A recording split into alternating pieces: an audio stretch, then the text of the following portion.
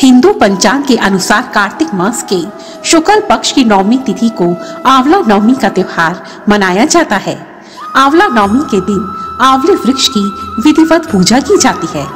इस दिन आंवला वृक्ष के नीचे भोजन करने तथा ब्राह्मण को भोजन करवाने से मनुष्य की समस्त मनोकामनाएं पूर्ण होती हैं।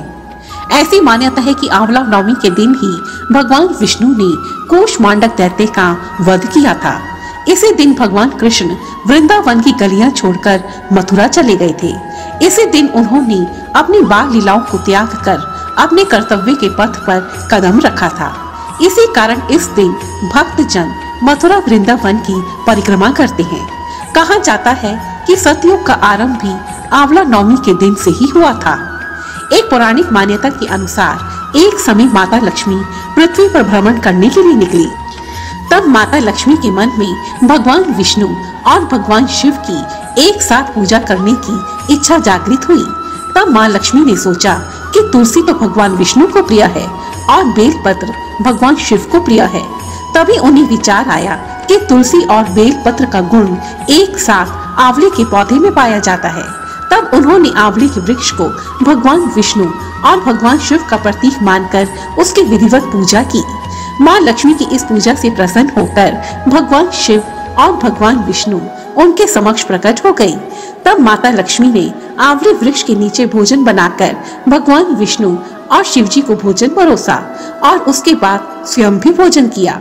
वह दिन कार्तिक मास की शुक्ल नवमी का दिन था और उसी समय से कार्तिक शुक्ल नवमी को आंवला नवमी के नाम से जाना जाने लगा तथा इस दिन आंवले वृक्ष की पूजा करने की परंपरा आरंभ हुई। आइए अब सुनते हैं आंवला नवमी व्रत की सुंदर कथा। प्राचीन समय में एक राजा राज्य करता था। उसने यह प्रण लिया था कि वह प्रतिदिन 1.25 मन आंवले दान करके ही भोजन करता था। प्रतिदिन आंवला दान करने के कारण ही उसका नाम आंवले राजा बढ़ गया था। एक दिन राजा के बेटे बहू सोचने लगे कि राजा हर रोज इतने सारे आंवले दान करते हैं, इस प्रकार तो उनका सारा खजाना समाप्त हो जाएगा। इसलिए बेटे ने राजा से कहा कि उसे इस प्रकार दान करना बंद कर देना चाहिए। बेटे की बात सुनकर राजा को बहुत दुख पहुंचा और राजा रानी महल छोड़कर वियावान जंगल में चले गए और इस प्रकार उस दिन राजा रानी आंवले दान नहीं कर पाए और प्रण के अनुसार दोनों ने कुछ खाया भी नहीं। जब राजा रानी को भूखे प्यासे 7 दिन बीत गए तब भगवान श्री हरि ने सोचा कि यदि मैंने इनका प्रण नहीं रखा तो इनका मुझ पर से विश्वास उठ जाएगा। ऐसा सोचते ही श्री हरि ने जंगल में ही महल, राज्य और बाग बगीचे सब कुछ बना दिए और ढेरों आंवले के वृक्ष भी लगा दिए।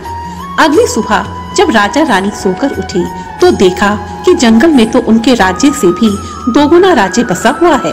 यह देखकर राजा ने रानी से कहा, देखो रानी, कहते हैं कि सत को मत छोड़ो, सूरमा सत छोड़िया पथ जाए, सत की छोड़ी लक्ष्मी फिर मिलेगी आए। आओ रानी, नहा धोकर आंवले दान करें और भोजन करें। तब राजा रानी ने आंवले दान करके भोजन खाया और खुशी खुशी जंगल में रहने लगे। उधर आंवला देवता का अपमान करने तथा माता पिता से बुरा व्यवहार करने के कारण बहू बेटे के बुरे दिन शुरू हो गए। उनका राज्य शत्रुओं ने छीन लिया और वे दोनों दाने दाने को मोहताज हो गए। बेटा बहू मारे मारे दर दर की ठोकरें खाने लगे और संयोगवश वे एक दिन अपने ही पिता के राज्य में जा पहुंचे। उनके हालात इतने ज्यादा बिगड़े हुए थे कि उनके पिता ने उन्हें बिना पहचाने अपने पास काम पर रख लिया। उधर बेटा बहू भी कभी सपने में भी नहीं सोच सकते थे कि उनके माता पिता इतने बड़े राज्य के मालिक भी हो सकते हैं। सो उन्होंने भी अपने माता पिता को नहीं पहचाना। एक दिन जब बहू अपनी सास अर्थात रानी के बाल बना रही थी तो उसने सास की पीठ पर एक मस्सा देखा। यह देखकर बहू रोने लगी क्योंकि उसकी सास की पीठ पर भी ठीक वैसा ही मस्सा था। बहू सोचने लगी, हमने अपने सास ससुर का अपमान करके उन्हें घर से बाहर निकाल दिया था, आज वे लोग ना जाने कहाँ होंगे। यही सोच सोच कर बहू रोने लगी और उसके आंसू टप टप कर सास की पीठ पर गिरने लगे। तब रानी ने तुरंत ही पलट कर देखा और पूछा, अरे तू क्यों रो रही है? तब बहू ने कहा, आपकी पीठ जैसा मस्सा मेरी सास की पीठ पर भी था। हमने उन्हें आंवले दान करने से मना कर दिया था, इसलिए वे दोनों घर छोड़कर चले गए थे। बहू की बात सुनकर रानी ने तुरंत ही अपनी बहू को पहचान लिया और उसे गले से लगा लिया तथा अपने बेटे के बारे में पूछा। तब बहू ने सास को बताया कि उनका बेटा भी यही काम करता है। यह जानकर रानी बहुत खुश हुई और बहू को समझाने लगी, अरे बहू, दान करने से धन कभी कम नहीं होता, बल्कि वह तो बढ़ता ही है। बेटे बहू को अपनी गलती का एहसास हुआ। अब तो वे भी अपने माता पिता के साथ हर रोज आंवले का दान करने लगे और सब साथ में खुशी खुशी रहने लगे। हे विष्णु भगवान, जिस प्रकार आपने राजा रानी पर अपनी कृपा की, उसी प्रकार हम सब पर भी अपनी कृपा, अपना आशीर्वाद सदा बनाए रखना। जय श्री हरि बोलो, जय श्री विष्णु भगवान की। धन्यवाद।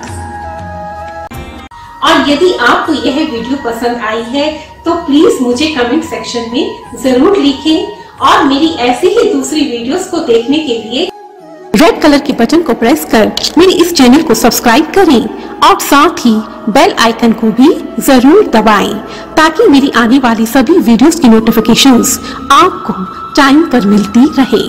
धन्यवाद। जय माता दी।